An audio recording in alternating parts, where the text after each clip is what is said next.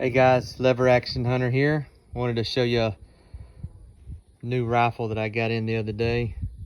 It's a Marlin Golden 39A Mountie Chambered 22 long rifle. Made 1967. It's a sharp little dude, really clean. Even has the JM on the hammer spur.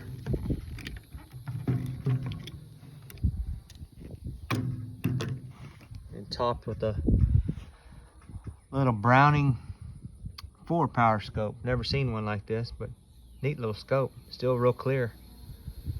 But the Mountie model has a straight stock and a straight lever and a 20-inch barrel. Really light and handy little rifle.